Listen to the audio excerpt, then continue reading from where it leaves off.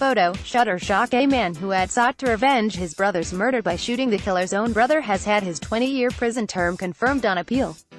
Ronnie Azzopardi, 46 and of Cospicua, had been convicted over the attempted murder of then 19-year-old Jonathan Spiteri in a shooting incident one night back in January 2003. Mr. Spiteri is the brother of Melchior Spiteri, a serial criminal who in 2003 was found guilty of killing Mr. Azzopardi's brother Jason. The victim had been driving his Toyota Corolla through St. Anthony Street, Marzescala at around midnight when his aggressor, riding a scrambler, had leveled up to him and, taking aim, fired 5 shots in his direction. Ducking to avoid the attack, the victim had crashed his car into a wall and feigned death until the aggressor drove off, leaving him with a gunshot wound to the shoulder which luckily did not prove fatal.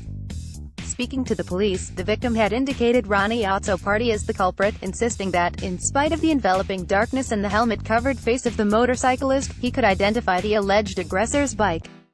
The machine, bearing a blue sticker and a red-covered headlamp, had a distinctive noise, the victim had declared.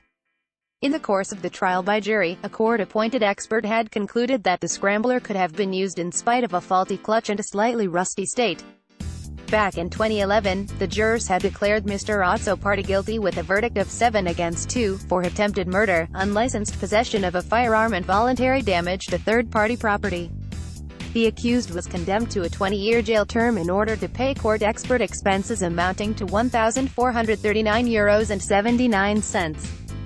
Mr. Azzopardi appealed the sentence, claiming that there had been a miscarriage of justice in his regard since the jurors had been misdirected by the judge presiding over the trial. His lawyers argued that one witness had testified during the trial about an alleged car bomb attempt by the accused in her regard, a fact immediately pounced upon by the defense, who had called for the annulment of the trial since such unrelated evidence could result in irremediable prejudice to the accused. The Court of Appeal, presided over by Acting Chief Justice Joseph Samit McKeon and Madam Justices Abigail Lafaro and Edwina Grima, however, concluded that this was not admissible grounds to appeal.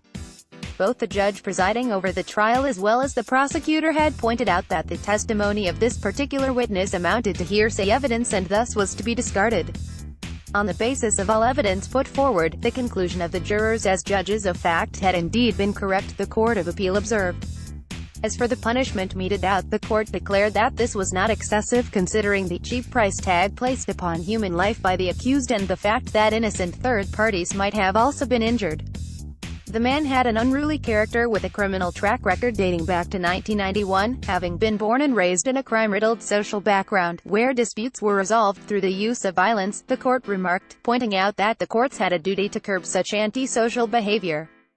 For these reasons, the appeal was turned down and the sentence confirmed.